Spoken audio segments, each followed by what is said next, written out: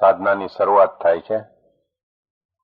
એમાં એ સત્રની અંદરમાં ઘણા ગંભીર શબ્દાર્થ આવેલા, તેની સંક્ષિપ્ત નોંધ આપું તે પહેલા શીલાબેનને કહું કે ગાથા ક્રમાંક 105 થી 109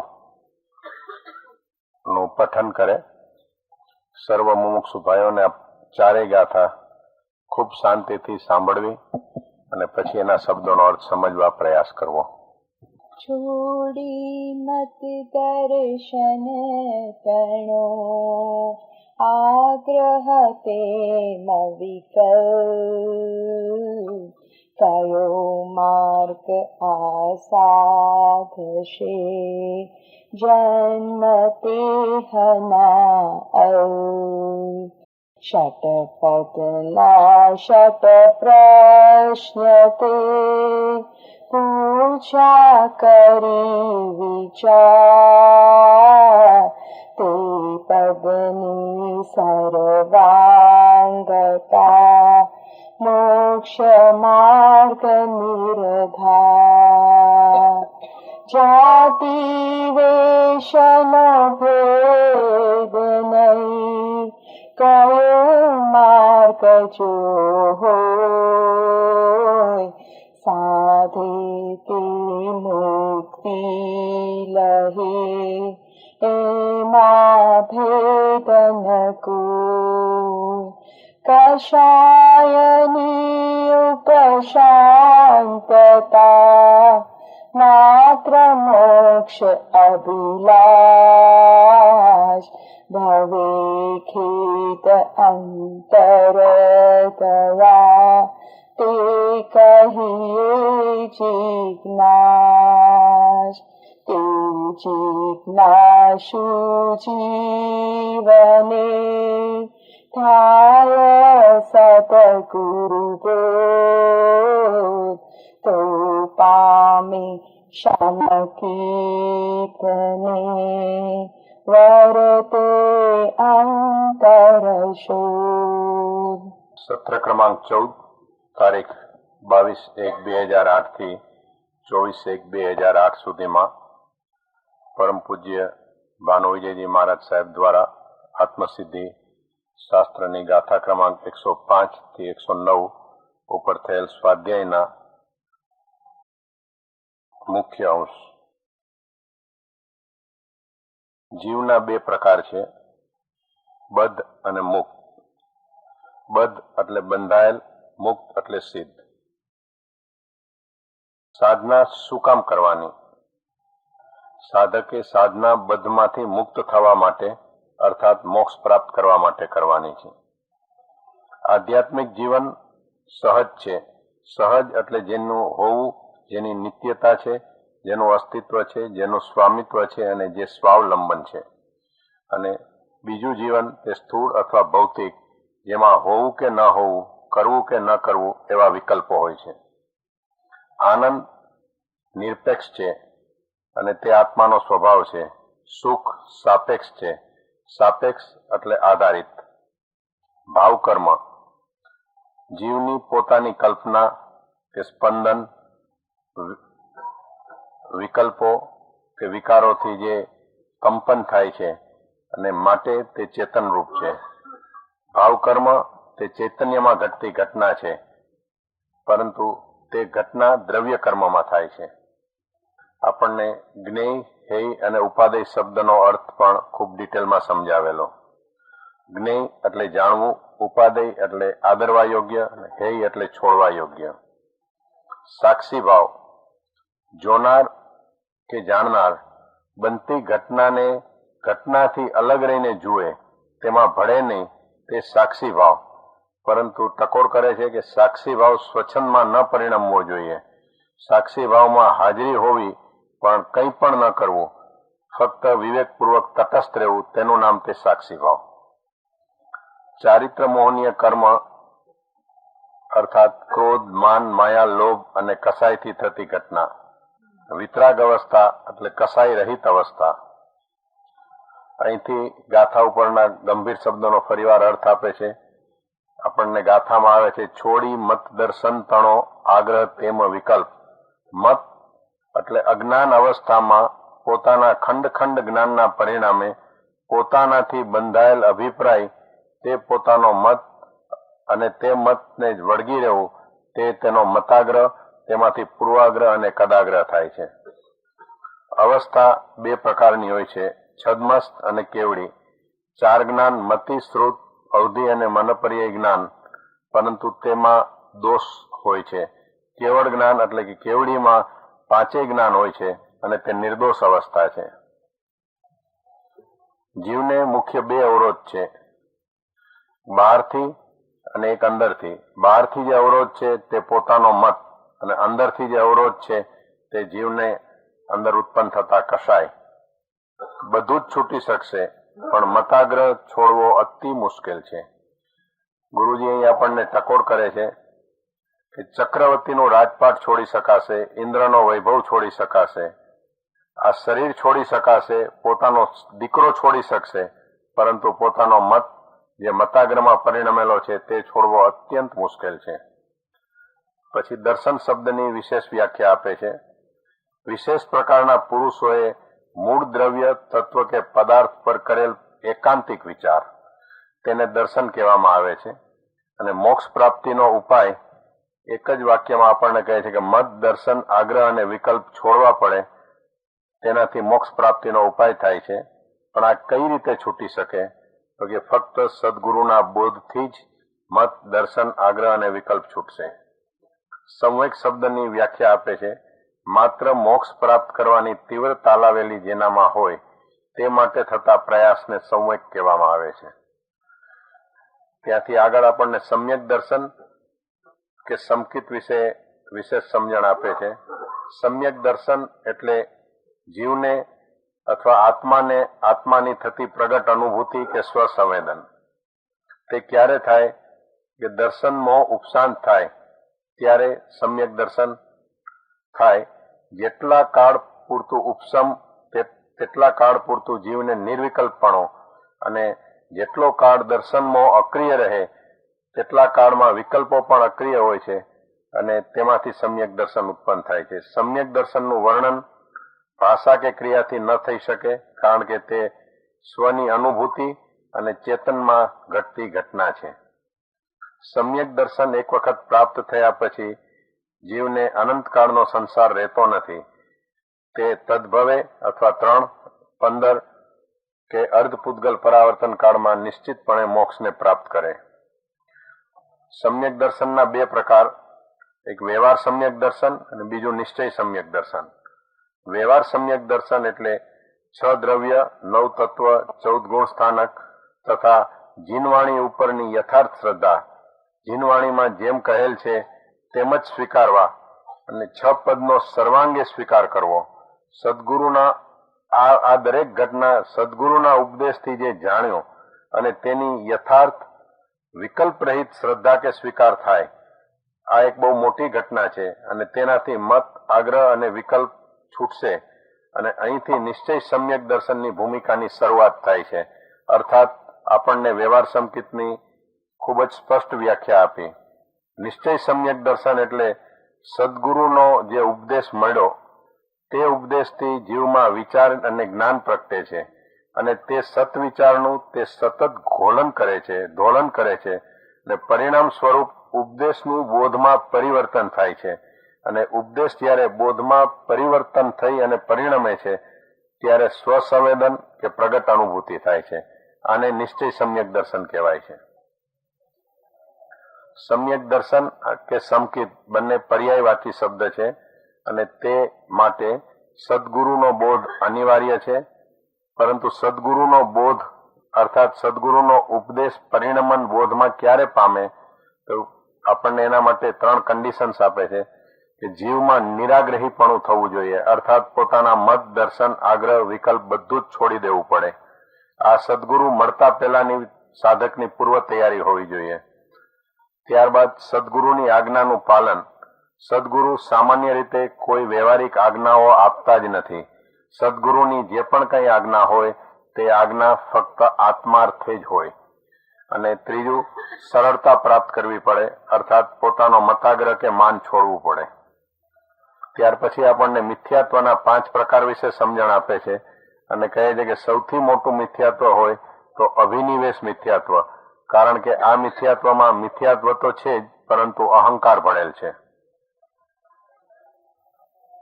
સાધક માટે 3 પ્રકારના પ્રમાણ કે આધાર હોય છે. એક અનુભવ પ્રમાણ.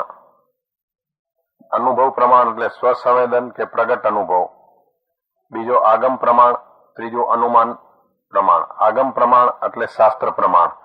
શાસ્ત્ર પ્રમાણમાં તીર્થંકરોની વાણીને ગણધર ભગવંતોએ ગૂંથેલ હોય છે અને તે વાણીને આગળ આચાર્યો કે ઉપાધ્યાય ભગવંતો દ્વારા જે શાસ્ત્ર રચાય છે તે શાસ્ત્રને આગમ કહેવામાં આવે છે. સાધક માટે જો બીજું અનુભવ પ્રમાણ ત્યાર પછીની ઘટના છે, ત્યાર પહેલા આગમ પ્રમાણ જ મહત્વનું છે. સમ્યક રીતે તેના થકી અનુભવ પ્રમાણ થાય. બહુ પુણ્ય કેળા પુંજની ગાથાનું નિર્દોષ નળનું કથન માનો એના અનુસંધાનમાં નિર્દોષ નળની વ્યાખ્યા આપણને આપે છે કે જે આત્મા કે ચેતના પૂર્ણપણે મોહ અને વિકલ્પ રહિત થયેલ છે, જે ચેતનામાંથી રાગ દ્વેષ 100% ક્ષય થયેલ છે, તે ચેતનાને નિર્દોષ નર કહેવામાં આવે છે. વિશ્વાસના 2 પ્રકાર. પુરુષ વિશ્વાસે વચન વિશ્વાસ અને વચન વિશ્વાસે પુરુષ વિશ્વાસ. કહેવાનો અર્થ એ હતો કે કહેનાર પુરુષ નિર્દોષ જોઈએ અને નિર્દોષ પુરુષની ગેરહાજરીમાં કહેનાર પુરુષ આત્મપ્રાપ્તિ અથવા તો આપ્ત પુરુષ કે સદગુરુ કે સમ્યક દર્શન પ્રાપ્ત વાળા હોવા જોઈએ. ખૂબ જ ગંભીરતાથી આગળ આપણને વિતરાગતા શબ્દનો અર્થ પણ સમજાવવામાં આવ્યો છે. વિતરાગતા તે આત્માની અવસ્થા છે, શરીરની નહીં. વિતરાગ આત્મા થાય છે, શરીર નહીં. શરીર માધ્યમ છે અને ઘટના માધ્યમ થકી ઘટશે. મનુષ્ય દેહ વિતરાગ દશા પ્રાપ્ત કરવા માટે મળેલ છે. આ બધી ગાથાઓના સારાંશ રૂપે આપણને ધર્મની વ્યાખ્યા આપે છે કે ધર્મ એટલે શું અને ધર્મ કેવી રીતે પ્રાપ્ત થાય. આખી સિક્વન્સ આપેલી છે. ખૂબ જ શાંતિથી જો આપણે આનો વિચાર કરશું તો આપણને ધર્મ માટે ઘણી બધી જે ગેરસમજણો છે એ બધી ક્લિયર થઈ જશે. ધર્મ એટલે જ્યાં ત્યાંથી રાગ દ્વેષ રહિત થવું, તેનું નામ તે ધર્મ. તે કઈ રીતે થાય? તો તે માટે જીવે કસાય મુક્ત બનવું જોઈએ. કસાય મુક્ત બનવા માટે મત, દર્શન, આગ્રહ, વિકલ્પ અને સ્વચ્છંદ છોડવા જોઈએ. મત, દર્શન, આગ્રહ, વિકલ્પ અને સ્વચ્છંદ છોડવા માટે સદગુરુનો ઉપદેશ પ્રાપ્ત કરી તે ઉપદેશ બોધમાં પરિણમન કરવાનો પુરુષાર્થ કરવો પડે. તે પુરુષાર્થ કરવા માટે નિરાગ્રહી બની અને મુમુક્ષુ બનવું પડે. મુમુક્ષુ બનવા માટે મતાર્થી લક્ષણો છોડવા પડે. મતાર્થી લક્ષણ છોડવા માટે જીવે 6 પદનો સર્વાંગી સ્વીકાર કરવો જોઈએ. 6 પદના સર્વાંગી સ્વીકાર કરવા માટે પોતાના આત્માના ભાવ ફેરવવા જોઈએ. આત્માના ભાવ ફેરવવા માટે જીવે તીવ્ર પુરુષાર્થ કરવો પડે અને સમ, સંવેગ, આસ્થા, નિર્વેદ અને અનુકંપાનું અનુકરણ કરવું પડે.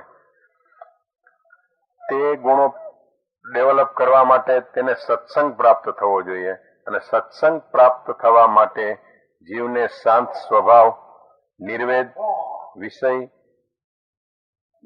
વિષય અર્થાત ભોગો ઉપર ઉદાસીનતા અને પ્રેમ નીતરતું હૃદય હોવું જોઈએ.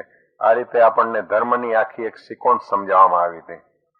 ત્યારબાદ નિર્વેદ શબ્દનો અર્થ આપણને આપે છે. નિર્વેદ એટલે આશય શુદ્ધિ. નાનકડા મનમાં અનંત ઈચ્છાઓ ભરેલી છે અને તે બધી જ ઈચ્છાઓ કાઢી ફક્ત મનમાં એક જ ઈચ્છા રાખવાની અને તે માત્ર મોક્ષની અભિલાષ. ત્યારબાદ આપણને 3 મુખ્ય શબ્દ વિશે પણ સમજાયું. ઉત્પાદ, વ્યય અને ધ્રુવ. ઉત્પાદ એટલે ઉત્પન્ન થવું, વ્યય એટલે નાશ પામવું, ધ્રુવ એટલે અક્ષય રહેવું. જે અક્ષય છે તે જ આત્મા છે. ત્યાર પછી તેની વ્યાખ્યા સંક્ષિપ્તમાં એવી રીતે આપવી કે એક એવું તત્વ, દ્રવ્ય કે પદાર્થ જે નિત્ય છે, શાશ્વત છે, ત્રિકાળી છે, અવિનાશી છે, જેનામાં પર્યાય ઉત્પન્ન થાય છે અને આ પર્યાય કાં તો નાશ પામે છે કે તેનામાં જ સમાઈ જાય છે, તે તત્વ, દ્રવ્ય કે પદાર્થ તેને સત અથવા આત્મા કહેવાય છે. આવા સત અહીંથી આપણને બહુ સુંદર 2 વ્યાખ્યા આપી છે, જિજ્ઞાસા અને જિજ્ઞાસુ. આવા સતને જાણવાની જે ઈચ્છા થાય અને તે ઈચ્છા જેમાં જ્યારે તીવ્ર તાલાવેલી થાય છે ત્યારે તે ઈચ્છાને જિજ્ઞાસા કહેવાય છે અને જેને જિજ્ઞાસા થાય છે તે જિજ્ઞાસુ કહેવાય છે. આવા જિજ્ઞાસુ જીવને જિજ્ઞાસા પ્લસ વિવેક એ બંનેનો સમન્વય થાય એ સાધકની મોટી મૂડી છે. અને અહીં આ ગાથામાં કહ્યું હતું કે તે જિજ્ઞાસુ જીવને થાય સદગુરુ બોધ. અહીં ખૂબ ભારપૂર્વક ગુરુજી કહે છે કે જો જિજ્ઞાસા પ્રાપ્ત થયા પછી જીવ જિજ્ઞાસુ થયો હોય તો તેને સદગુરુ અવશ્ય મળે જ છે. ભવેખેદ શબ્દ માટે આપણને સમજાવે છે કે જગતના તમામ પ્રાણી માત્ર પ્રત્યે જ્યારે હૃદય પ્રેમ સભર અને અનુકંપા સભર થયું હોય તેને ભવેખેદ કહેવામાં આવે છે. ત્યાર પછી આપણને ફરીવાર આપણા જીવનની ક્રિયા સમજાવે છે કે જિજ્ઞાસુ થયા હોય તો જિજ્ઞાસુ કરે શું? જિજ્ઞાસુ પૂછપૂછ ન કરે. જિજ્ઞાસુ જ્યાં ત્યાં ભટકી અને બધાનો તોલમાપથી તાલાવેલી પૂર્વક બેસી અને એનો નિર્ણય ન કરે, પરંતુ જિજ્ઞાસુ કસાય પોતાના નિરંતર ઘટે અને તે ઘટાડવા માટેનો જ પુરુષાર્થ કરે. ત્યારબાદ જિજ્ઞાસુમાં વૈરાગ્ય ઉત્પન્ન થાય અને વૈરાગ્યમાં તે વિચારે કે સાચું સુખ સંસારમાં નહીં પરંતુ સંસારથી પર તેઓ જે મોક્ષ છે તેમાં છે અને તેનો વિવેક તે સાચી રીતે જાગૃત કરે. ને ત્રીજું, તે સર્વ પ્રકારના શુભાશુભ ભાવ બંધ કરી અર્થાત તે ભાવથી મુક્ત બની તે ભાવ છોડીને શુદ્ધ ભાવમાં જ રમવાની પોતાનો સમગ્ર પુરુષાર્થ ફોરવે અને શુદ્ધ ભાવમાં કૂદકો મારવાનો પ્રયાસ કરે. તેના ફળ સ્વરૂપે આશ્રવ બંધ થાય, સંવર અને નિર્જરા શરૂ થાય છે. ત્યારબાદ ખેદ શબ્દની વ્યાખ્યા આપણને આપે છે.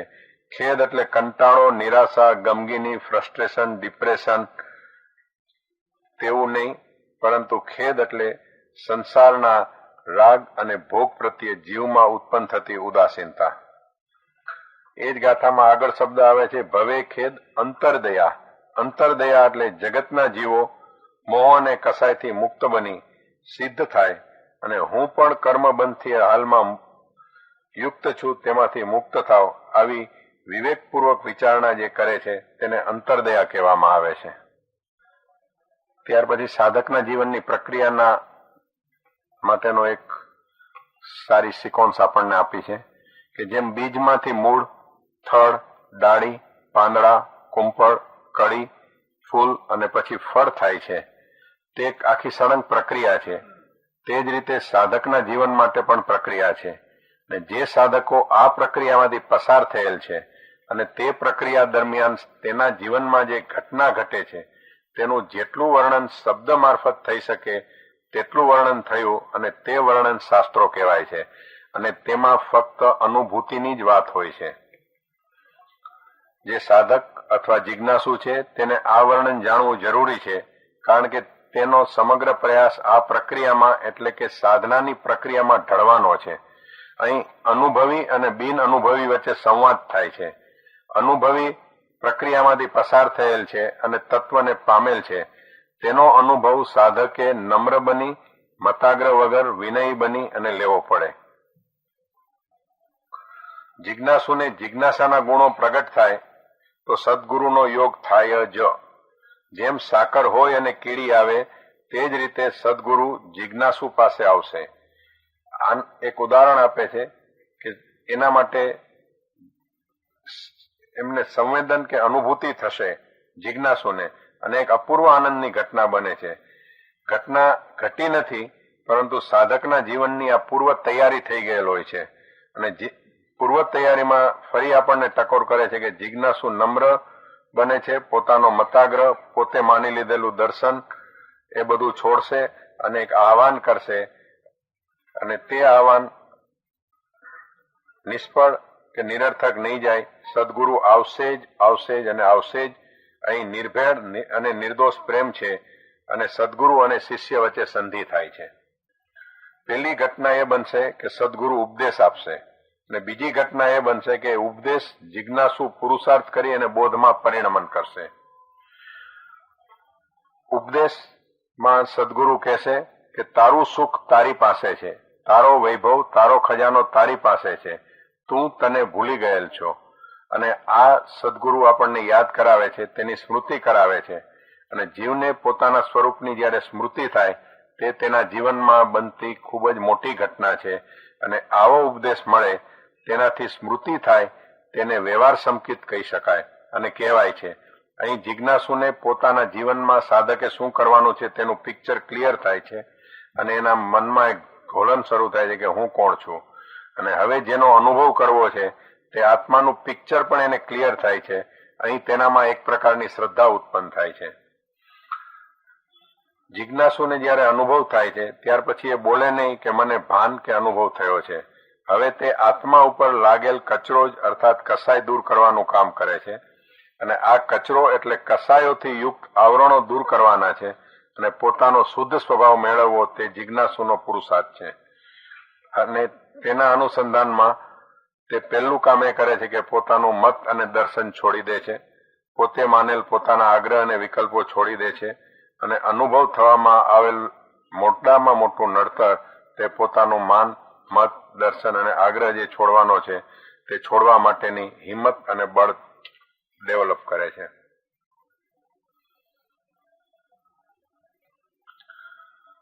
જે અનુભવ થાય છે તે ચોથા ગુણ સ્થાનકનો અનુભવ છે. તે લાંબો સમય ટકતો નથી. સંકિતના 3 પ્રકાર આપણને સમજાવે છે, ઉપસમ, ક્ષયોપસમ અને ક્ષાયિક. પરંતુ કહે છે કે ત્રણેયમાં શુદ્ધાત્માનો અનુભવ તો એક સરખો જ છે. આ અનુભવમાં ભેદ અને પક્ષ નથી. જેવો અનુભવ જ્ઞાનીને, વિતરાગને, અરિયંતને થાય છે તેવો જ અનુભવ સાધકને થાય છે. અને તેના માટે કોઈ પણ જાતિ કે કોઈ પણ વેશનો ભેદ નથી. શ્વેતાંબર, દિગંબર કે હું અલગ જાતિનો છું, અલગ વેશ પહેરું છું, આ બધી જ માન્યતાઓ મટી જાય છે. અંતમાં આત્મતત્વ સદગુરુના ઉપદેશથી સ્મૃતિમાં લાવી તે સ્મૃતિમાં જ શ્રદ્ધા કરી સદગુરુની આજ્ઞા તથા લક્ષ્ય વર્તન કરી પોતાના મત અને આગ્રહ છોડી જે વ્યવહાર થાય તે વ્યવહારને વ્યવહાર સંકિત અને આ વ્યવહાર સંકિતનું સતત ધોલન કરી તે આત્મતત્વનો અનુભવ થાય તેને નિશ્ચય સંકિત કહેવાય છે. અને અનુભવ પછી જ જીવનમાં પરિવર્તન શરૂ થશે. આ અનુભવને ધર્મ, ધ્યાન કે સમાધિ કહે છે. અહીં જ્ઞાન, દર્શન અને ચારિત્ર્યની અભેદ અનુભૂતિ થાય છે અને અહીં વિતરાગ થવાય છે. તમામ પ્રકારના આગ્રહો, જાતિ, વેશ, ભેદ બધા જ અહીં છૂટી જાય છે. અને એક વખત અનુભવ થયો પછી આ જીવનો મોક્ષ નક્કી જ છે. અનુભવને જ સમ્યક દર્શન કહે છે. સમ્યક દર્શન પોતે જ સુંદર છે. જેમ ગોળ ભેળવવાથી લોટ અને ઘી ગળિયા બની જાય છે તેમ સમ્યક દર્શનથી જ્ઞાન પણ સુંદર બની જાય છે. આ શબ્દોને ગુરુજી આપણને અંતમાં ખૂબ માર્મિક ટકોર કરે છે કે આ 5 ગાથાઓ ઉપર જે વર્ણન થયું છે, જે વ્યાખ્યાઓ અને જે ક્લેરિફિકેશન થયું છે તેનો તમે જપ કરો અને જપ એટલે શબ્દોનું અર્થમાં ભાવન કરો અને તે ભાવનાથી આપણા પોતાના આત્માને વાસિત કરો. આવી ટકોર સાથે સત્ર ક્રમાંક 14 7 પ્રવચનો પૂર્ણ થયેલ. શ્રીમદ રાજચંદ્ર સત્સંગ મંડળ, સાંતાક્રુઝ પાર્લર અંધેરી દ્વારા આયોજિત પરમ કૃપાળુ દેવ શ્રીમદ રાજચંદ્રજી દ્વારા અવતરણ પામેલ શ્રી આત્મસિદ્ધિ શાસ્ત્ર જ્ઞાન પારાયણ યજ્ઞ સત્ર ક્રમાંક 15 પ્રવચન ક્રમાંક 1 આજ રોજ તારીખ 3/4/2008 ગુરુવાર, સમય સાંજના 9 કલાકે શરૂઆત થાય છે. પ્રવચનકાર પરમ પૂજ્ય શ્રી ભાનુ વિજયજી મહારાજ સાહેબ. ગાથા ક્રમાંક 110 થી શરૂ થશે. આવિર્ભાવ પામે પરમ કૃપાળુ દેવ દ્વારા શાસ્ત્રનું નામ આત્મસિદ્ધિ શાસ્ત્ર. ગાથા ક્રમાંક 111. 111 ગાથાથી અત્યંત અંતરની વાત, અત્યંત ગૌણ વાત, અત્યંત સૂક્ષ્મ વાત એવા વિવેચનનો પ્રારંભ થાય. બહારની ઘટનાઓ, બહારના સિદ્ધાંતો, બહારના સૂત્રો ઠીક આઈથી લેવાઈ ગયો હોય તો બરાબર સમજી શકાય. એક એવા ક્ષેત્રમાં પ્રવેશ કરીએ છીએ કે ગમે તેવું આઈક્યુ લેવલ હોય તો આઈક્યુ લેવલથી નહીં સમજાય, એ સમજવાના માટે આંતરપ્રજ્ઞા જોઈએ. એવું એક ક્ષેત્ર, એવું એક બિંદુ એના તરફ આપણે જઈ રહ્યા છીએ. શરીરમાં ચૈતન્ય છે, પણ ચૈતન્યમાં જે ઘટનાઓ ઘટે છે એ શરીર જાણતું નથી. ચૈતન્યમાં જે ઘટના ઘટે છે એ ઇન્દ્રિયો જાણતી નથી. ચૈતન્યમાં જે ઘટના ઘટે છે એને મન પણ જાણી શકતું નથી. ઘટનાનું કેન્દ્ર અને પ્રાપ્ત થયેલી પરિધિ એ બે વચ્ચે ઠીક અંતર છે. જ્યાં સુધી વ્યક્તિ પરિધિ પરથી વાત કરશે ત્યાં સુધી કેન્દ્ર સુધી પહોંચી નહીં શકે. બહુ શાંત બનીને સમજણ તો આપણી પાસે છે, પરંતુ ઉછીની આપણી પોતાની નથી. શબ્દ પણ આપણી પાસે છે, પણ ઉછીના છે, આપણા પોતાના નથી. તર્ક પણ આપણી પાસે છે, પણ ઉછીનું છે, આપણી પાસે નથી.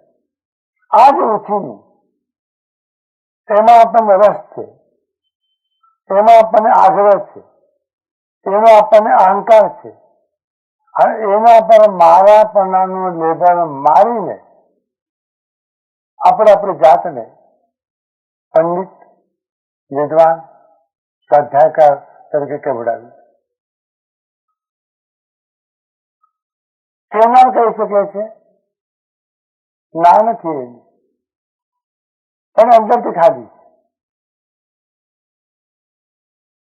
ટાંકામાંથી પાણી નીકળી જાય અને 1 લાખ ગેલનની કેપેસિટી વાળું ટાંકું હોય, પાણી નીકળી ગયું, ટાંકું ખાલી.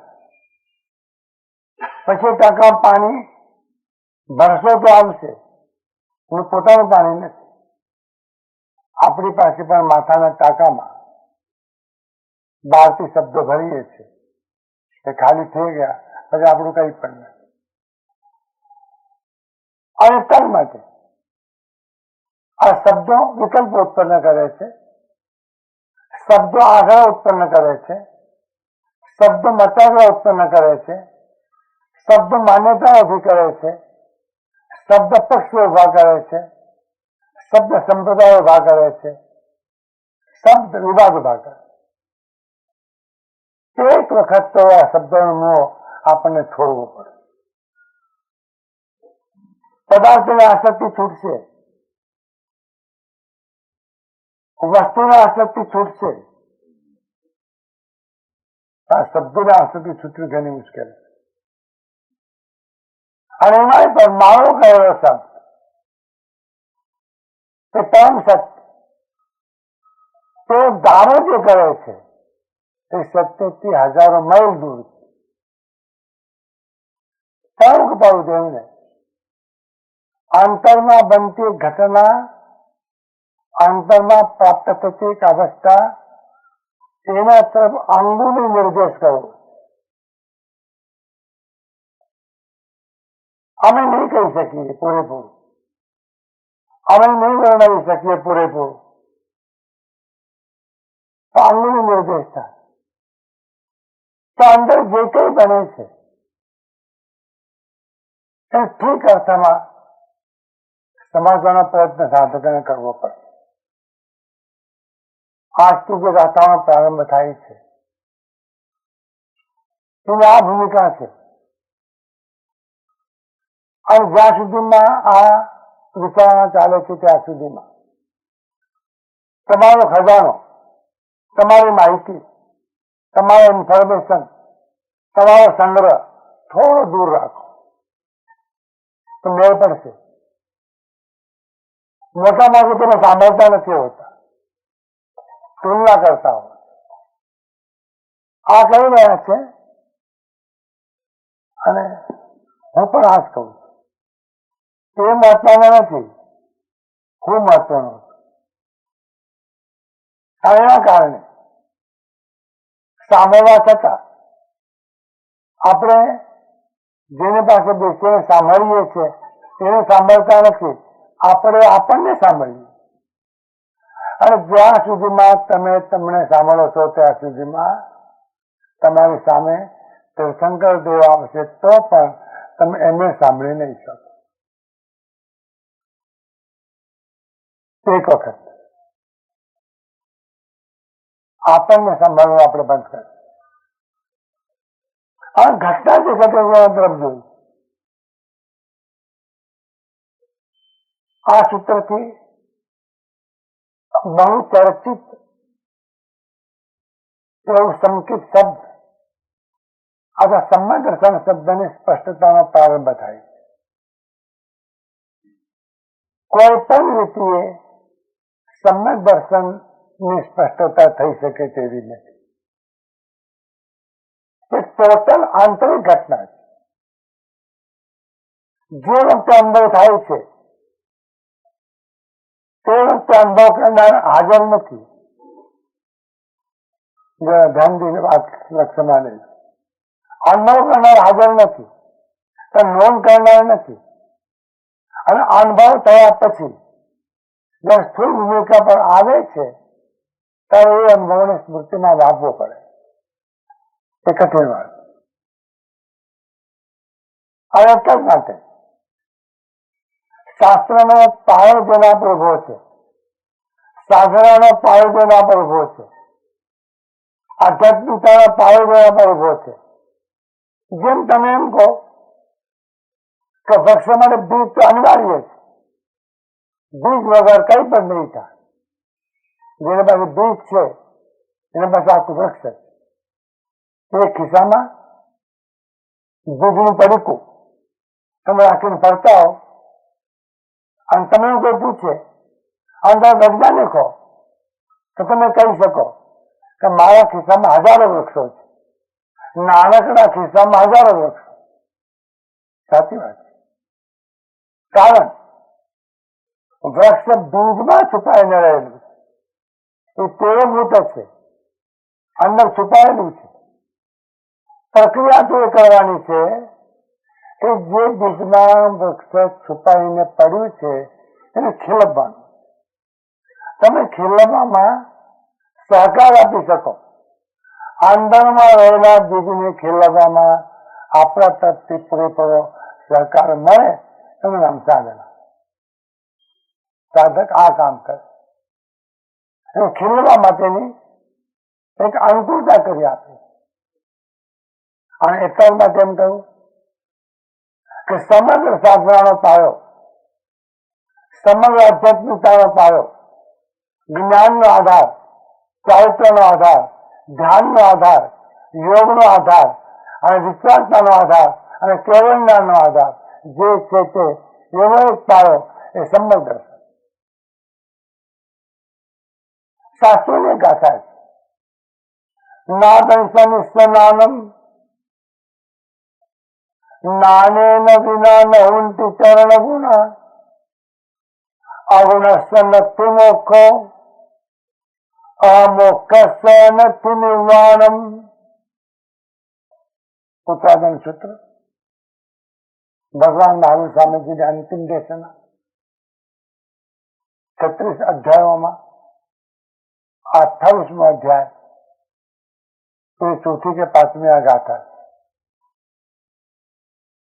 આ ગાથાનો નિર્ણય આપ્યો, સૈદ્ધાંતિક નિર્ણય, સુપ્રીમ કોર્ટનો નિર્ણય નહીં ફેરવી શકે. તો પરમાર્થ નિર્ણય તીર્થંકર દેવે આપ્યો છે. નાદમ સમિસ્નાનમ, સમ્યક દર્શન વગર કદી પણ સંબંધ જ્ઞાન હોઈ શકે નહીં. શરૂઆત દર્શનથી કરી. તત્વાધિગમમાં પહેલું સૂત્ર દ્વારા આપ્યું તો શરૂઆત સમ્યક દર્શનથી કરી. સમ્યક દર્શન જ્ઞાન ચારિત્રની મોક્ષ માર્ગ. કોઈ ઠિકાણે શરૂઆત જ્ઞાનથી કરી. જ્ઞાનમ નિર્સણમ ચેવ ચરિતમ ગતો હોતા જ્ઞાનથી શરૂઆત કરી. સૌંદર્ય એમ કહે છે કે સમ્ય દર્શન એ જ્ઞાનનો ભાગ નથી, એ શ્રદ્ધાનો ભાગ છે. પણ જ્ઞાનનું ફિલ્ટર કરવાનું કામ આ સમ્ય દર્શન કરે. જ્ઞાનને શુદ્ધ કરવાનું કામ આ સમ્ય દર્શન કરે.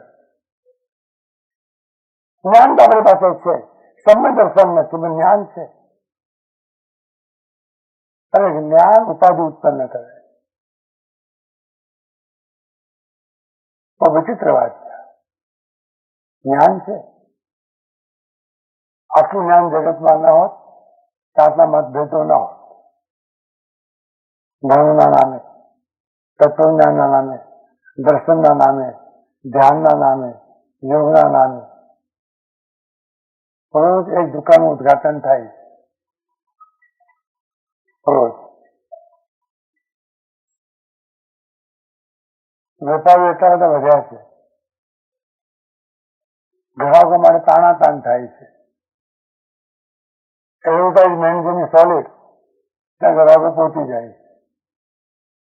માલ લીધા પછી ખબર પડે છે માલ બોગસ, માલે બોગસ, લેનારે બોગસ, આપનારે બોગસ. જ્ઞાન તો છે, તો જ્ઞાનને શુદ્ધ કરવું પડશે.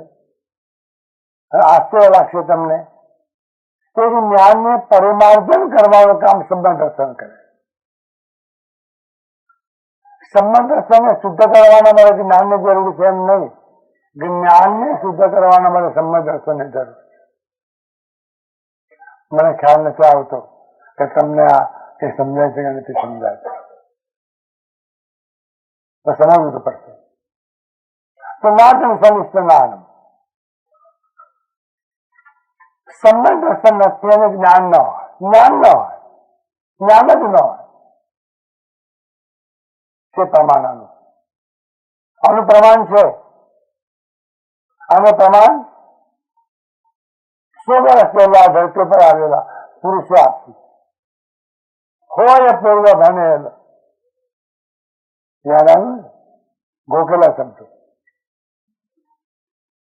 હોય પૂર્વ ભણેલ નવપર જીવન એ જાણ્યું તો સર્વત્ર અજ્ઞાન બાક્યું સાક્ષી છે આગમમાં. સ્પષ્ટ વાત. જ્ઞાન પુરુષની વાત અસ્પષ્ટ હોય જ નહીં. જ્ઞાન પુરુષની વાત ગૌણ હોય નહીં. જ્ઞાન પુરુષની વાત સ્પષ્ટ હોય અને સરળ હોય. શબ્દનો ઉપયોગ કરવો પડે તો માટે કરે છે. એ શબ્દથી પર રહીને બોલે છે. ઉપયોગ શબ્દનો કરે છે, ઉપાય નથી માટે. ન પૂર્વ ભણ્યો હોય તો પણ જ્ઞાની નહીં, તો સર્વત્ર અજ્ઞાન ઢાંક્યું. આ બધું અજ્ઞાન છે. તો સાહેબ તમે તમારા મતિકલ્પનાથી કહેતા નથી ને, તો સાક્ષી છે આગમમાં. જો આ જ્ઞાની પુરુષની ખૂબી અમે કહીએ છીએ નથી કહેતા. પુરસ્કાર પોતાનો નહીં, પુરસ્કાર શાસ્ત્ર. તો સર્વત્ર અજ્ઞાન ઢાંક્યું સાક્ષી છે આગમમહી. આ બીજાને સાક્ષી તરીકે લાવતા નથી. અસત્ય શાસ્ત્રો એ સાક્ષી છે. નાદમ સનિષ્ઠનાનમ જ્ઞાનેન વિના નહુંતી ચરણ ગુણા.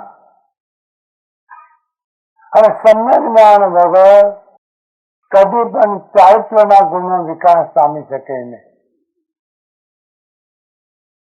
અહિંસા, સત્ય, અસ્ત્ય, સદાચાર, અપરિગ્રહ, ક્ષમા, સરળતા, નમ્રતા, સંતોષ આ ગુણ છે. ગુણ એટલે આત્માની શક્તિનો આવિર્ભાવ. સાકર એ ગર્ભણીનો ગુણ છે, એ સાકરની શક્તિ છે. ગુણ ચૈતન્યની શક્તિ, અહિંસા એ શક્તિ છે. સત્ય શક્તિ છે, સરળતા એ શક્તિ છે, ક્ષમા એ શક્તિ છે, વિશ્વાસતા એ શક્તિ એ આત્માનું પ્રાગટ્ય છે. આત્માનું પ્રાગટ્ય અને આ બધા જ ગુણમાં બધી શક્તિ એ દ્રવ્યમાં જ છે. જેમ એક ધાબળામાં કિંમતી રત્ન મૂક્યા હોય, ખબર પણ ન હોય તો ચાલુ ખોવાઈ ગયું હોય, અને કોઈ આવીને એમ કહેવાય આ ધાબળામાં તો કિંમતી રત્ન ભર્યા છે, તો અમને ખબર જ નથી. તો આ ખોલો તો ચાવી નથી. જ્ઞાની પુરુષ ચાવી પણ આપે છે, ધાબળો પણ બતાવે છે, અંદર રહેલો ખજાનો પણ બતાવે. અહો અહો શ્રી સદગુરુ કરુણા સિંધુ અપાર, આ પામર પર પ્રભુ કર્યો અહો અહો ઉપકાર. એક હૃદયમાંથી નીકળે છે. શિષ્ય ગદગદ થઈ જાય છે, હૃદય ભરાઈ જાય છે. આટલો મોટો ઉપકાર, આટલો મોટો ભાર શું પ્રભુ ચરણ કણે ધરો, આત્મા તે સૌ છે. તમે આપી આપીને આપવાના શું છે? શું તમારી પાસે? હવે તો મગજમાંથી રાઈ કાઢી નાખજો. નશ્વર અને નાશવંત પદાર્થ તે પણ તમારા પોતાના નહીં, માગી લાવેલા. અનેક અવસ્થા અંદરથી પ્રાગટ્ય થાય. ચારિત્ર શબ્દ બાહ્ય કર્મકાંડ નથી. ચૈતન્યનો બગીચો ખીલવો નામ ચારિત્ર. તો બગીચામાં તમે જાઓ, આ ગુલાબનો છોડ, આ ચંપાનો છોડ, આ ગુલમોહરનો છોડ, આ જુઈનો છોડ, આ જાઈનો છોડ, આ માલતી ફૂલો જાત જાતના. ચૈતન્ય બગીચો છે. અને એમ પૂછો કે કેટલા ફૂલોનો બગીચો, કેટલા સ્થળનો બગીચો? શબ્દ છે અનંત ફૂલોનો બગીચો. એ બગીચો ખીલવો નામ ચારિત્ર. દર્શનથી જ્ઞાન, જ્ઞાનથી ગુણ. નાદમ સનિષ્ઠનાનમ નાની વિના નહુંતી ચરણ ગુણા અગુણસ્થ નક્કી મોક્ષ. આવી રીતે જેનામાં આ ગુણો શક્તિઓનો વિકાસ થતો નથી તેને મોક્ષ ન હોય. અમોક્ષ નથી નિર્વાણ. મોક્ષ ન હોય તેને નિર્વાણ પણ ન હોય. બે શબ્દ અલગ પાડ્યા. નિર્વાણ એટલે રાગ દ્વેષનો કાયમ માટે શાંત થઈ ગયો. માયાનો દૂરો કાયમ માટે ભોગાઈ ગયો.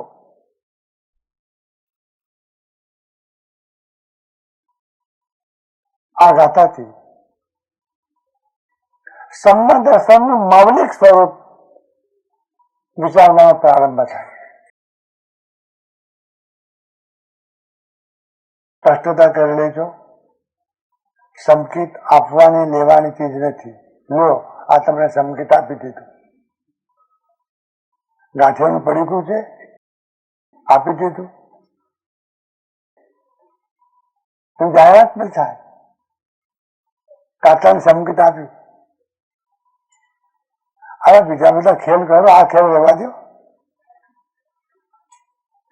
ધારાસભ્ય થાવ અને તમારું સન્માન થાય, ફુલાર થાય તો બરાબર છે. સંકેત તો ફુલાર છે નો નવાય નવાય.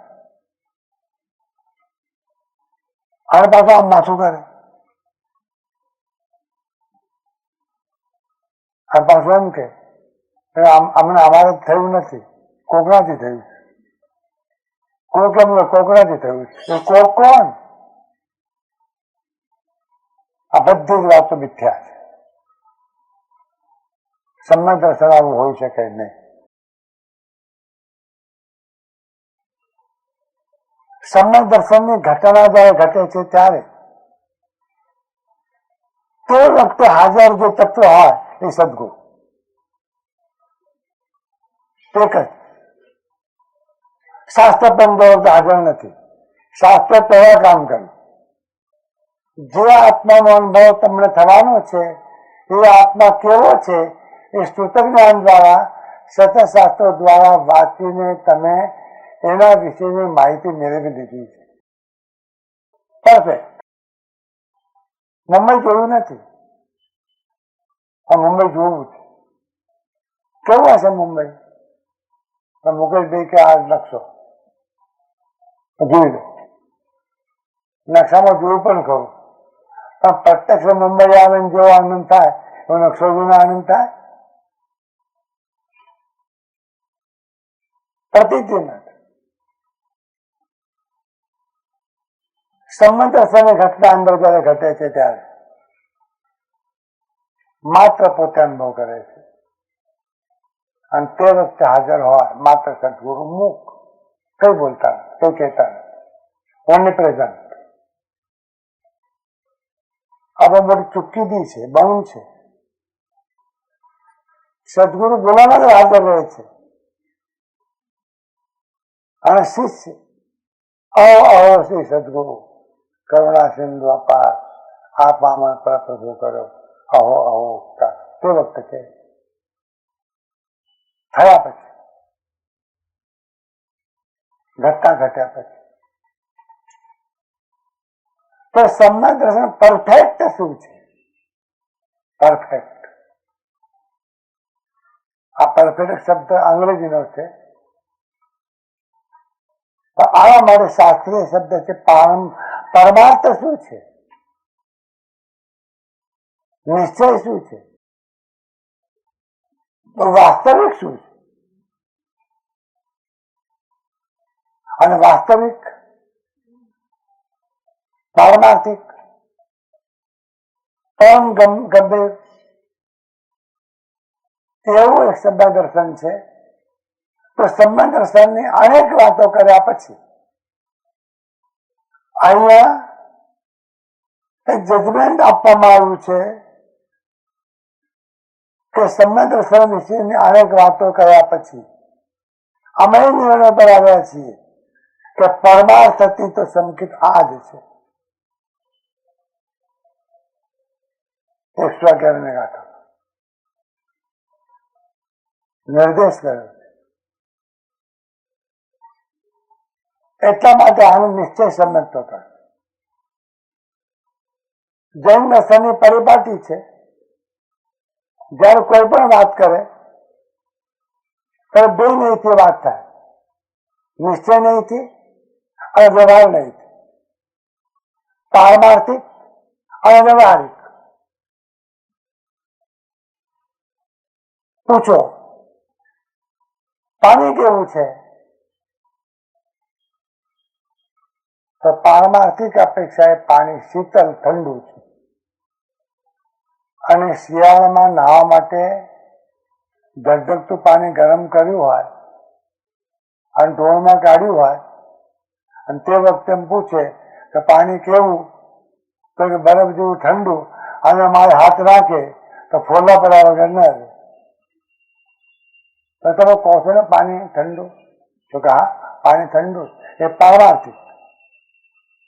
પણ ગરમ દેખાય છે વ્યવહારિક. એ પાણીનું એકલાનું કામ નથી. સંગ થયો. આ સંસાર તમારા એકલાનું કામ નથી. સંગ થયો કોકનો લપકાના એમાં મને સંસાર. હવે ઘરે બાજુ છે નાનકડો ઘડો હોય અને કુટુંબ પડાને મૂળું અંદર નાખે તો કેવી મૂંઝવણ થાય?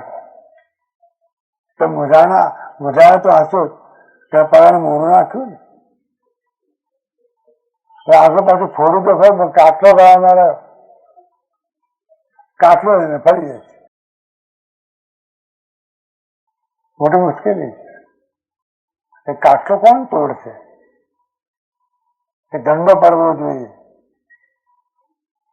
પણ દંડો લઈને આવે એટલે ઓલો ભાગી જાય.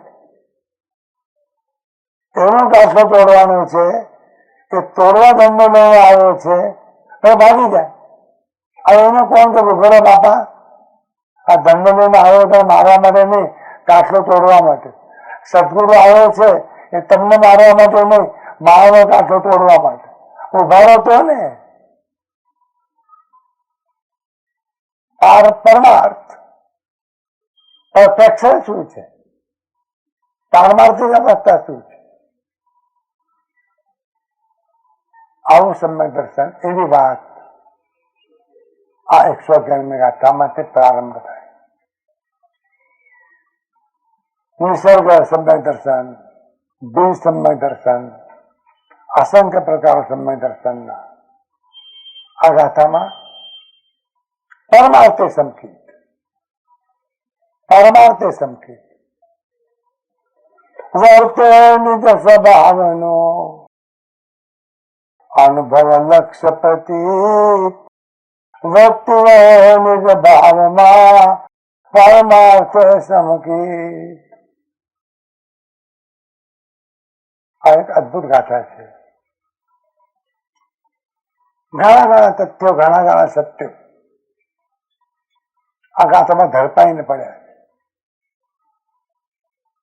4 ખંડ છે આ ગાથામાં, 4 ભાગ, 4 અંશ. એક વર્તે નિજ સ્વભાવનો અનુભવ, એક વર્તે નિજ સ્વભાવનો અનુભવ પહેલો ખંડ. વર્તે નિજ સ્વભાવનો લક્ષ્ય બીજો ખંડ. વર્તે નિજ સ્વભાવનો પ્રતીક ત્રીજો ખંડ. અને ચોથો ખંડ વૃત્તિ વય નિજ ભાવમાં, આ ચોથો ખંડ. 4 કટકા મળીને ગાથા છે. વર્તે નિજ સ્વભાવનો એક પાર્ટ, 1 પાર્ટ. વર્તે નિજ સ્વભાવનો લક્ષ્ય, સેકન્ડ પાર્ટ. વર્તે નિજ સ્વભાવનો પ્રતીક, ત્રીજો પાર્ટ. અને વૃત્તિ વય નિજ ભાવમાં ચોથો પાર્ટ.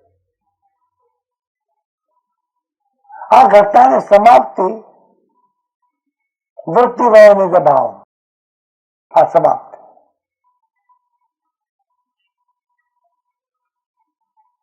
કોઈ ફોન કરે લગ્ન પતી ગયા, પતી ગયા તમે ક્યારે કહેશો? તમારી વાત છે. જોખમ નથી કહેવામાં, હસ્તમેળાપ થાય ત્યારે, હસ્તમેળાપ થાય ત્યારે લગ્ન પતી ગયા. વૃત્તિ વય નિજ ભાવમાં હસ્તમેળાપ. પૂછો ક્યારે મોક્ષ મળશે? વૃત્તિ વય નિજ ભાવ. સાધના કોને કહેવાય? વૃત્તિ વય નિજ ભાવ. ધ્યાન કોને કહેવાય? વૃત્તિ વય નિજ ભાવ.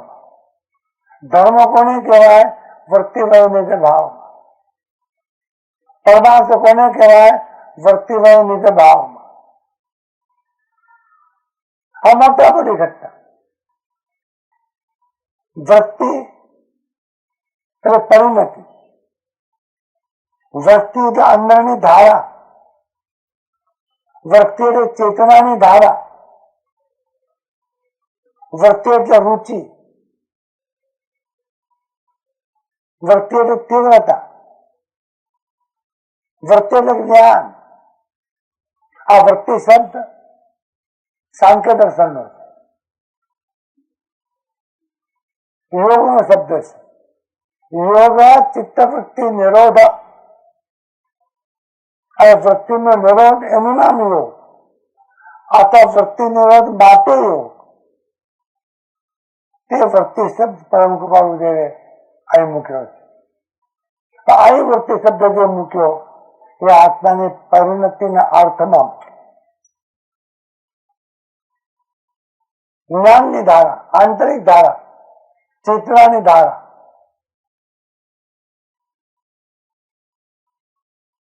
ભાગવતમાં એક સરળ વાત કરી છે કે ભગવાન કૃષ્ણને પ્રાપ્તિ રાધાને થઈ હતી. રાધાએ શું કર્યું? તો ધારા હતી એ ઉલટાવી નાખી. લખીને જોજો, ધારા શબ્દ લખજો તો ઉલટાવી નાખજો. રાધા ધારા તો છે સાહેબ, ધારા તો છે, એ ઉલટાવાની છે. ના કે દમ આવી ગયો આનંદકાળ કરવામાં, અનંતકાળ ત્યાં ચડ્યો વિલામાન ભગવાન, સેવાની ગુરુ સંતને અન્મુક્તિની અભિમાન. આ શબ્દ બદલાવા, ધારા બદલાવાની. જ્ઞાનની ધારા તો છે પણ બહાર તરફ જાય અને વાળવી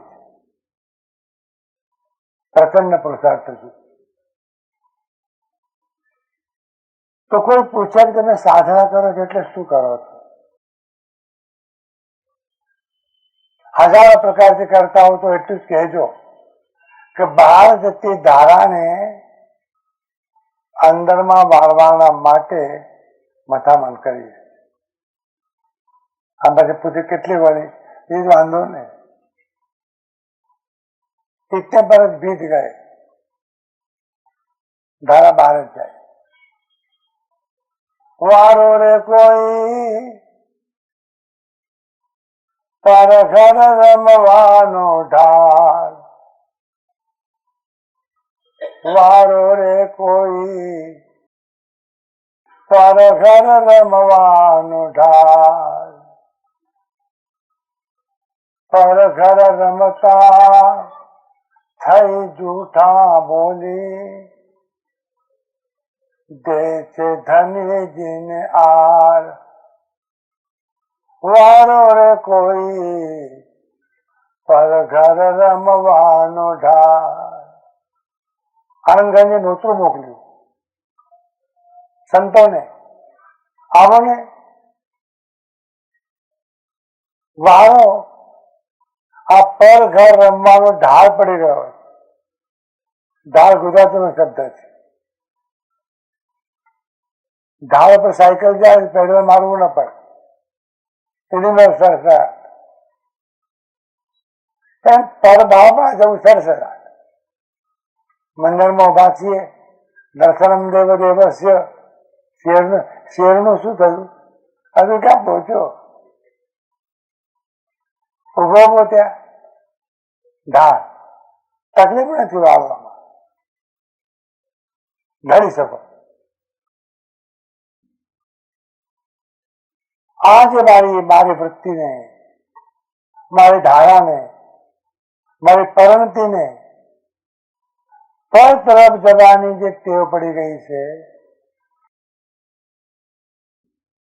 વારો કોઈ રોકો. હવે મદદની જરૂર છે, મને હેલ્પની જરૂર છે. રેલવે સ્ટેશન પર બોર્ડ લગાડતા હોય છે ને, અમે હેલ્પ માટે તૈયાર છીએ. સંતે બોર્ડ નથી લગાડ્યા, હેલ્પ માટે. અને બોર્ડ ખોટા લગાડ્યા હોય છે કે ભાઈ બોર્ડ લગાડ્યા, અમે તમને મોક્ષમાં લઈ જવા માટે તૈયાર છીએ. બોર્ડનું કામ આંતરિકતા.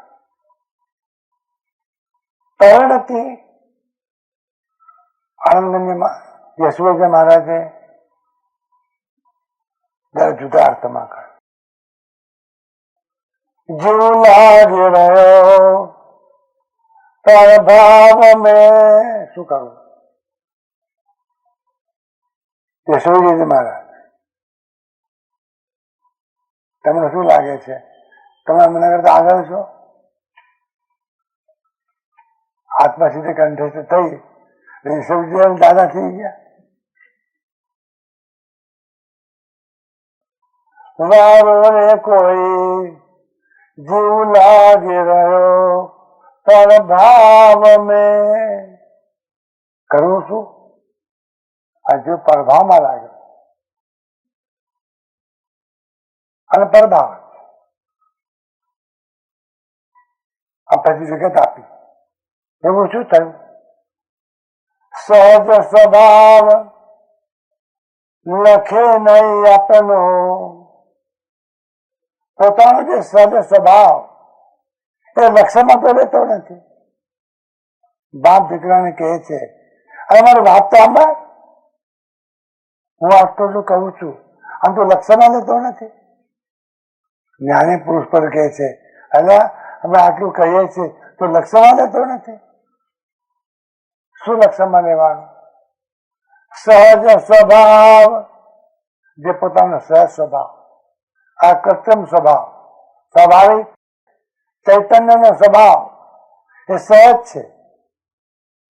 આત્માનું સ્વરૂપ સહજ છે, ઘાટ ઘડવાના નથી, મોરના પીછા રંગવાના નથી. એમ આત્માનો સ્વભાવ ઘડવાનો નથી, સહજ સ્વભાવ. લખે નહીં આપવાનો, લક્ષ્યમાં લેતો નથી. જ્ઞાની આટલું કરી શકે. તમે લક્ષ્યમાં લાવો એને સામાન્ય તમને આપી શકે, પણ લક્ષ્યમાં તમારે લેવો. તો આવું કેમ થયું? આવું કેમ થયું? આ જીવ પડદામાં લાગ્યો, પોતાનો સ્વભાવ લક્ષ્યમાં લેતો નથી. આવું થયું કેમ? તમે કહો છો કુંડાળામાં પગ પડી ગયો. ગામડામાં એવું કહે છે, તાવ આવ્યો હોય કુંડાળામાં પગ પડી ગયો. સહજ સ્વભાવ લખે નહીં આપનો, તળિયો મોહ કે દાવ મેં. મોહના કુંડાળામાં આવી ગયો. આજે કુંડાળામાં બહાર આવ્યો તો મને ખબર નથી. કુંડાળા આ જે વૃત્તિ, આ જે આત્માની પરિણતિ, આ જે રુચિ, આ જે અંદરની જ્ઞાનની ધારા એ વહે તો છે, પણ પરભાવ. પરભાવમાં વહેતી પોતાની જ્ઞાનની ધારાને નિજ ભાવ તરફ વાળવી એ વળી ગયેલી અવસ્થા એને પરમાર્થી સંકેત કહેવાય. કશું રાખ્યું નહીં આમાં. કયો મત તમારો, કઈ માન્યતા તમારી, કયું શાસ્ત્ર તમારો, કયા કપડા પહેરો છો, કેવો વેશ પહેરો છો, જાતિ વેશનો ભેદ નહીં, કોઈ વળગાડ જ નહીં. નવો શબ્દ નીકળ્યો છે વાળા, વાળા, ફલાણા વાળા. આ વાળા ને વાળા છોડવા પડે. નાના છોકરા માટે ઠીક લાગે, બિલ્લો બિલ્લો નાખ્યો હોય ને, જો કેવો લાગુ છે. આ મોટા છોકરા આમ જ થાય, આ બિલ્લા. વધતી વહે લીધી ભાવમાં. આ મોટી ઘટના, આધ્યાત્મિક ઘટના, સૌથી મોટી આધ્યાત્મિક ઘટના. જ્ઞાનની ધારા સતત પરભાવમાં જે વહી રહી છે, ઉલટ કરીએ. કબીરજીએ કહ્યું, ઉલટ ચલે वो पहुंच गए, उलट चले वो पहुंच गए, और देखते रहे वो रह गए. और उलट चले એટલે જે વૃત્તિ, જે ધારા પરભાવમાં જાય છે, જતી હતી, જાય છે, એને ઉલટા સત્સંગ પૂછતા જોઈએ. ઉલટા ભાવ. એ સાધુ મહારાજને પૂછ્યું, મારે કેટલા વર્ષ થયા દીક્ષા લીધાને? લોકોને આવે બહુ ચિંતા હોય તો 36 વર્ષ થયા તો શું 36 વર્ષમાં તમે શું કર્યું આ પૂછે છે શું કર્યું સાધુ મહારાજે કહ્યું પંચેન્દ્રિય સંવરણો આ ચાલુ છે પંચેન્દ્રિય સંવરણ સમજા ગઈ પાંચે ઇન્દ્રિયોને વિષય તરફ જતી રોકવી આ પ્રકારનું કામ 36 વર્ષથી ચાલુ છે હજુ પણ સંવરણો થયું નથી જાય છે આકૃત તરફ જાય છે શંકરાચાર્યજીએ કહ્યું વૈશી ગતે કામ વિકાર વૈશી ગતે ઉંમર ગઈ 40 વર્ષની ઉંમર પછી કામ વિકાર થાય તો વૈશી ગતે 80 વર્ષની ઉંમરનો માણસ ગુરુને કહેતો હતો મારા મગજમાં બહુ મોટો પ્રશ્ન છે શું છે બધા માથામાં એટલી સ્ત્રીઓ જ ભરી છે 80 વર્ષની ઉંમરે ભગવાન ક્યારે બેસાડે ભગવાન ક્યાં થયા હાજુ ઇન્દ્રિય વિષય તરફ જાય બસ પંચેન્દ્રિય સંભાળો હાજુ પહોંચ્યા નથી તમને કોઈ પૂછે તમે એમ કહો તો ચોથે પાર કર્યું છઠ્ઠે છીએ આવતીકાલે 8મે જઈશું રવિવારે 11મે સોમવારે 12મે 12મે નહીં શું આ ધંધો માંડ્યો છે ગપ્પા કર ઠીક તો મારો ઠીક લાગે मेरा भैया कहूँ मेरे बाप के पास इतना बड़ा तवा इतना बड़ा तावेता था तावे तो खबर थे रोटी से को एक तो आकाश को अड़ता था एक धरती बोला कहूँ તમારા બાપાને પાસે એટલું મોડું ગોળાવું નતું એક છોડો પૂર્વમાં એક છોડો પશ્ચિમ તો મને પૂછ્યું પછી તમે તમારો તારો તો ક્યાં મૂકતા હતા કે તારા ગોડાઉનમાં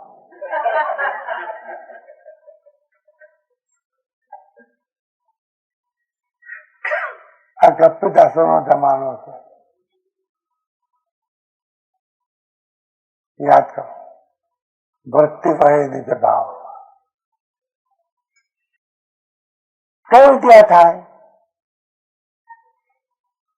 કઈ રીતે હાઉ ટુ કઈ રીતે થાય શું પ્રક્રિયા છે એની શું સિસ્ટમ શું રીત શું પદ્ધતિ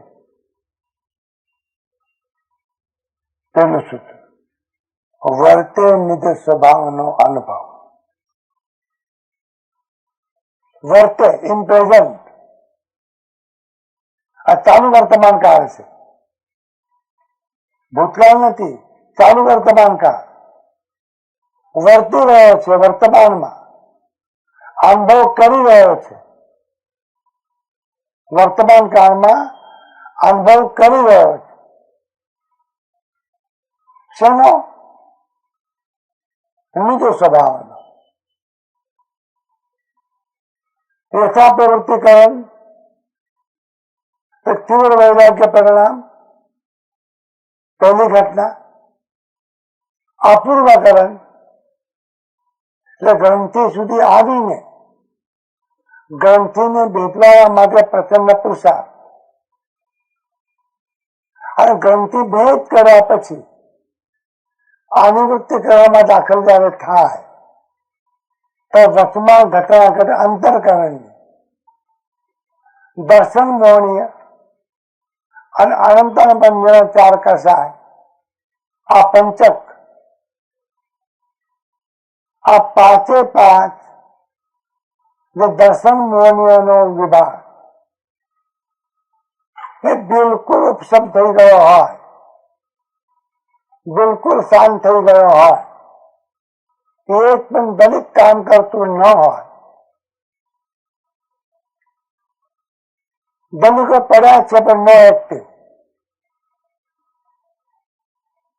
એક્ટિવ નથી, સક્રિય નથી, કશું કરતા નથી. એવો પ્રસન્ન પુરુષાર્થ થયો કે દર્શન મોહનીનો આખો જથ્થો પડે છે ખરો પણ અનએક્ટિવ, કશું કરતો નથી. એ કરતો નથી હવે કાળ આ બાજુમાં ચૈતન્યની જાગૃતિ થઈ અને સામે દર્શન મોહનીનો જથ્થો કઈ પણ કામ કરતો નથી એ સ્થિતિમાં મુકાઈ ગયો. એવી અવસ્થામાં નિજ સ્વભાવનો અનુભવ થાય. જરા પ્રયત્ન કરો છો સમજવા માટે. આ કશું કોઈ સાધના નથી આવી, કોઈ ક્રિયા નથી, કોઈ પ્રક્રિયા નથી, કોઈ સાધના નથી.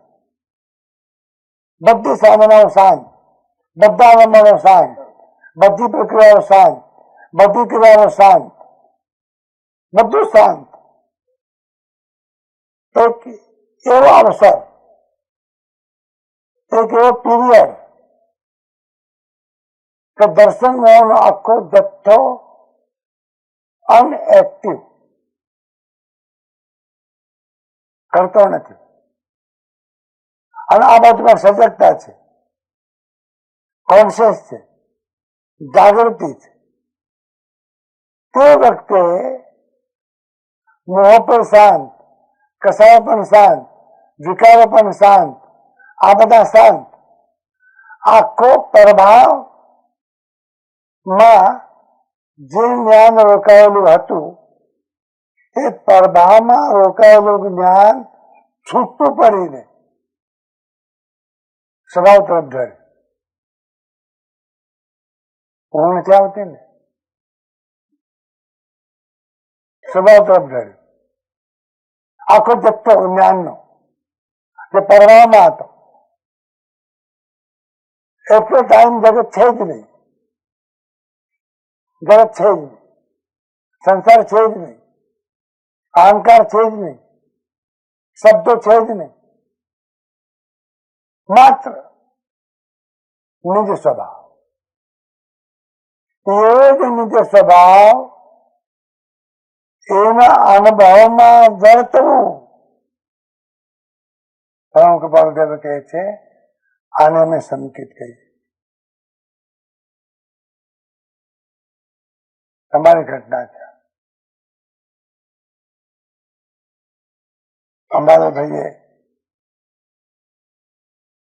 ટિપ્પણી લખી છે આત્મ સ્વભાવનો જે અનુભવ, લક્ષ્ય અને પ્રતીત વર્તે છે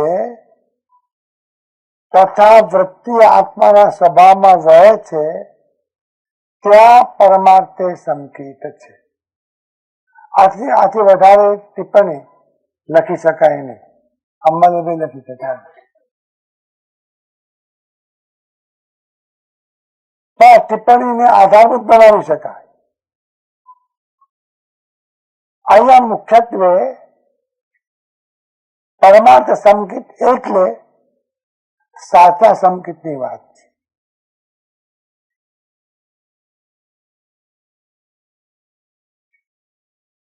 સ્થાનકવાસીને પૂછો કોણ સંકેતી તો ગામે. પછી એમ પૂછો તો કોણ મિથ્યાત્વી તો દેરાવાસી. તપાગત વાળાને પૂછો કોણ સંકેતી તો તપાગત વાળા. અને કોણ મિથ્યાત્વી ખરતગત વાળા. પ્રભુના માથા. શું તમે સંકેતમાં સમજો છો? આ તો બચ્ચાનો ખેલ છે કે તરત કહી દીધું મિથ્યા દ્રષ્ટિ. આ પછી આગળ કે મિથ્યા દ્રષ્ટિ ક્યાં જાય? મરણ નરકમાં. સ્થાનકવાસીઓ એમ કે છે કે દેવાવાસીઓ બધા મરણ નરકમાં, અને દેવાવાસીઓ કે સ્થાનકવાસીઓ મરણ બધા મૂળ નરકમાં જ ગયા ને ત્યારે.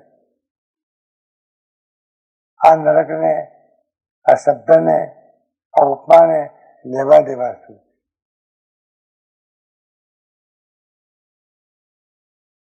વર્તી વહે નિજ ભાવમાં.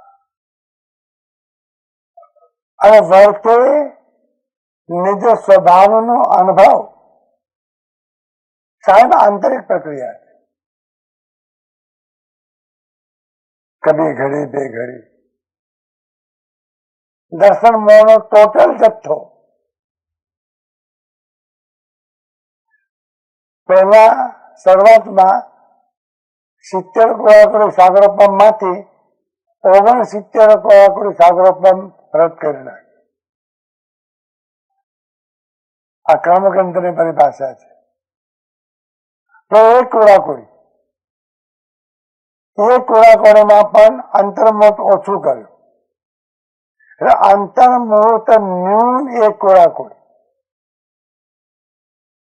અને એ પણ એક કોરાકોડી અનએક્ટિવ થઈ ગયો. એ સક્રિય નથી, નો એક્શન. હાજર છે પણ એક્શન નથી. એ જે અવકાશ થયો, એ અવકાશમાં જે અનુભવ થયો એ નિજ સ્વભાવનો અનુભવ. શું થાય છે સાહેબ? અને ધ્યાન કહો, અને નાચવું ને કૂદવું ને વલગા વળગ્યો હોય ધ્યાન લેવા દેવા શું? વર્તે નિજ સ્વભાવ, પોતાના સ્વભાવનો અનુભવ. આ પહેલી વખત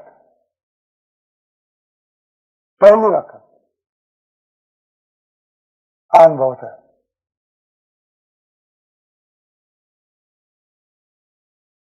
રાજસ્થાનના ઘેબર જોયા ના હોય, ભૂખ લાગ્યો ખાવા આપે, એવો સ્વાદ આવે. પછી એમ કે આ પહેલી વખત ચાખ્યું ઘેબર. અનંત કાળમાં આત્મા પાસે હોવા છતાં, પોતે આત્મા હોવા છતાં પોતાનો અનુભવ પોતાને ન થયો, એવો અનુભવ દર્શન મોને શાંત થતા થયો. વર્તે નિજ સ્વભાવનો અનુભવ. એની ઘટના અંદર ઘટી.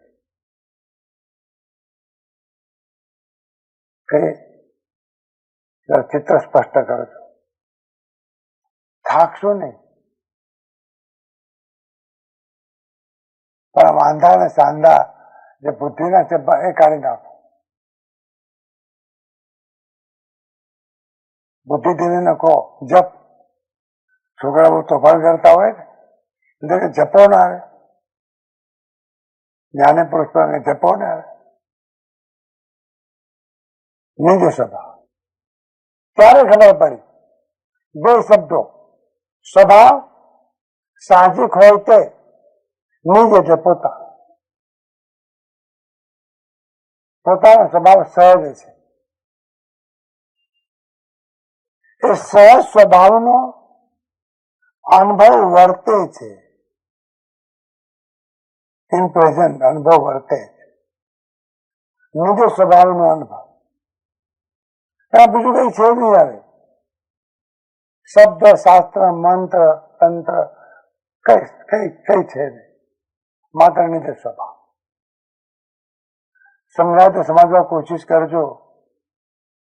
સમ્યક દર્શનમાં એનું જ્ઞાન જે છે એ જ્ઞાનનું નિયમ નિજ સ્વભાવ છે, પદાર્થ નથી. શું બોલ્યો? આ ઘટના જયારે ઘટે છે ત્યારે એનું જે જ્ઞાન છે એનું નિયમ નિજ સ્વભાવ છે. હજુ કોઈ પૂછે ને તમે શું જાણો છો? કેમ? ઘણું જાણીએ છીએ. આ ઘણું જાણીએ છે એ ઉપાધિ છે. જયારે તમે એમ કહો કઈ જાણતા નથી, નિજ સ્વભાવ સિવાય સંકેત. અત્યારે નિજ સ્વભાવ સિવાય ઘણું જાણીએ. તો વર્તી રહ્યો છે, જીવી રહ્યો છે, અનુભવ કરી રહ્યો છે. અનુભવ શબ્દ છે, માહિતી નહીં, જાણકારી નહીં, અભ્યાસ નહીં. શુદ્ધ બુદ્ધ ચૈતન્ય ઘન ચિદાનંદ સુખધામ બીજું કહીએ કે ચલો કર વિચાર તો પાપ ભંડળ ઉપડ્યો. આ કઈ સંકેત નથી. બહુ ગમે બોર્ડ રાખીને આત્મા જન્મતો નથી, આત્મા મરતો નથી, આત્મા ખાતો નથી. 11 વાગે આવ્યું તો હોટલમાં બેઠો હોય, અંદર ખાતો હોય. આ બાજુ કોઈ પૂછે કેમ આમ સાક્ષી પાસે ખાઈએ? આ સાક્ષીમાં ફૂટી નીકળે. 11 વાગે તને સૂચ્યું અને ફાયદો હોટલમાં અને સાક્ષી પાસે કોણ ખાય છે? કોણ ખાય છે? આપ પૂછો કે કોણ ખાય છે? ખાનારો જુદો, જોનારો જુદો. તો જોનાર 11 વાગે ત્યાં શું કરે જોવે? ત્યાં ઠેકાણો તો ને નિજ સભા. પરમ કૃપાળુ દેવે બધા વાંધા દૂર કરી નાખ્યા. આ સુપ્રીમ કોર્ટ છે, બધોની કા કોને કહેવાય? સંકેત વર્તે નિજ સ્વભાવનો અનુભવ. તમને અનુભવ થયો હોય તમારા સ્વભાવનો, તમને નમસ્કાર વંદન. પણ ન થયો હોય, તમે સંકેતી છીએ તો દાવો ન કરશો. ફલાણા વાળા છીએ, દેવા વાળા, સ્થાનક વાળા. વાળામાં સંકેત ને કઈ જતું નથી. બધા વાળા કાઢી નાખો. નિજ સ્વભાવ, સહજ સ્વભાવ લખે નહીં આપનો, તળિયો મોહ કે દાવ में जीव लागे રહ્યો પર ભાવ में. એટલા માટે એમ કહ્યું કે સંકેત ને થયું હોય છતાં સંકેત થયું છે એમ માની પોતે કે આપણે સંકેત થયું છે. 12:15 12:15 પર ઘણા મેળવી હતી, સંકેત થયું. હોજન કે આમને સંકેત થયું 12:15. મને કહ્યું એમને આ મમ્મી સમાચાર એવા કહેવાતા સંકેતની વાત નથી. એક વાર સંકેત થયા પછી એટલે કે નિજ સ્વભાવનો અનુભવ થયા પછી એ જે સ્વાદ લીધો, એ જે મજા માણી, એ જે ટેસ્ટ કર્યો, એ જે આનંદ આવ્યો, એ જે લાભો લીધો, એ જે સ્વાદ લીધો, એ જે અમૃત પીધું, એ જે રસાયણ પીધું, એ અનુભવ કર્યા પછી એને એમ જ થાય છે કે આ અનુભવમાં સ્થિર રહેવું છે. જુઓ, એવો અનુભવ થયો પરમ પ્રગાઢ, તેને એમ થાય હવે આમાં સ્થિર રહેવું છે. એમ થાય એને. પણ એની સાથે ચારિત્ર મોહનો જથ્થો વળગેલો છે. એના કારણે એ જયારે સક્રિય થાય ત્યારે અંદર ડામાડોળ થાય. આ ડામાડોળ જે થાય એટલે વૃત્તિ ચલ વિચલ થાય. એ ચલ વિચલ વૃત્તિ જયારે થાય ત્યારે એનો અનુભવ જે કર્યો છે એક બાજુમાં એમ કે છે એ જ મજા, એ જ આનંદ, એ જ મસ્તી, એ જ કમાવે, એ તો ઓળખ વાત હતી. હવે ડામાડોળ થવા લાગ્યું તો તે વખતે એમ થાય કે ફેર એ અનુભવ ક્યારે થશે એને કહેવાય લક્ષ. સમજાયો ને? વર્તે નિજ સ્વભાવનો અનુભવ, પછી શબ્દ આવ્યો લક્ષ. બસ એ જોવું છે. અનુભવ કર્યો, પાછા ગયા ગાયત્ર મોણ દલિકો આવ્યા, ઉદયમાં આવ્યા, એટલે અનુભવમાં સ્થિર રહી શકાતું નથી. પણ રહેવા જેવું ત્યાં જ છે. અનુભવ ત્યાં જ કરવા જેવો છે. સમજાય? મિષ્ટાન ખાધું હોય અને પછી ઘેસ ખાવાનો વારો આવે, ઘેસ ખાય ખરો પણ મોડા પર કઈ એમ મજા ના આવે. પછી કે ખાવા જેવું તો ઓલું સુરતની ગાડી પણ ઘેસ ખાવી પડે છે. આમાં હાથ તો લમણે નિજ સ્વભાવનો અનુભવ કર્યા પછી, પૂર્વના બળવાન સંસ્કાર સક્રિય થયા પછી એને ડામાડોળ જયારે કરે તે વખતે કોઈ પણ હિસાબે એક વખત જેની સ્વભાવનો અનુભવ કર્યો છે એ જ અનુભવમાં ફેર જવા જેવું છે એવું લક્ષ અંદરમાં રહે એ પણ સમ્યક દર્શનની ઘટના. આટલી વાત સમજાય કે ના સમજાય જજમેન્ટ તમે કરો છો. આ સમજવું પડશે. હવે બહુ તો તમને શું કરીએ કહો,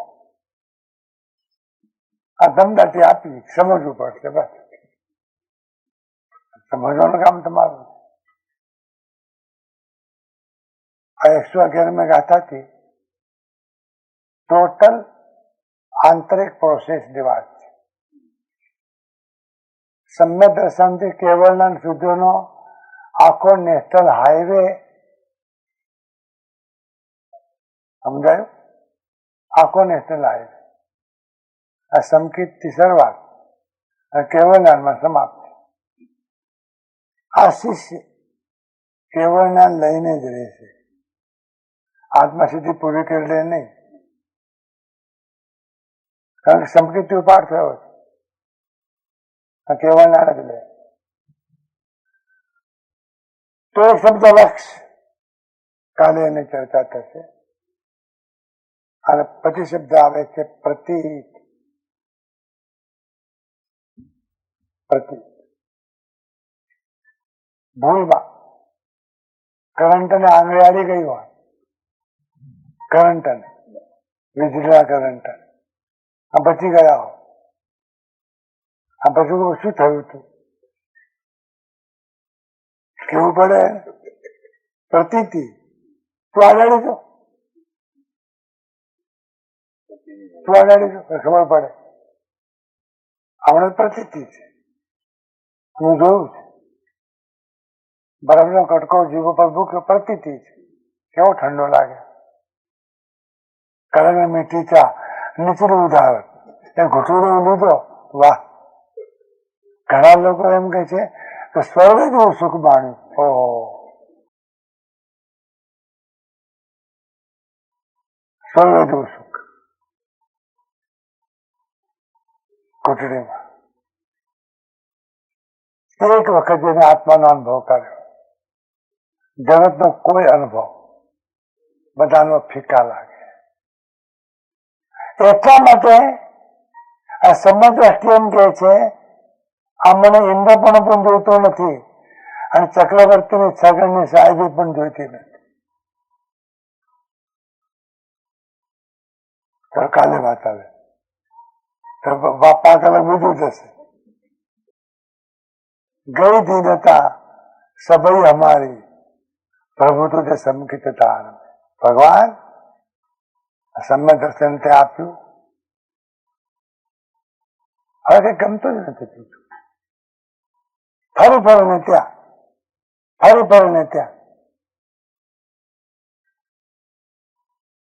કારણ કે એવો સ્વાદ મળ્યો, એવો અનુભવ મળ્યો. પ્રતીક. ધન્યવાદ. અને ધીરજપૂર્વક સાંભળ્યા માટે ધન્યવાદ. દરેક અંતર કરવા રહેલા પરમાત્માને પ્રેમપૂર્વક નમસ્કાર.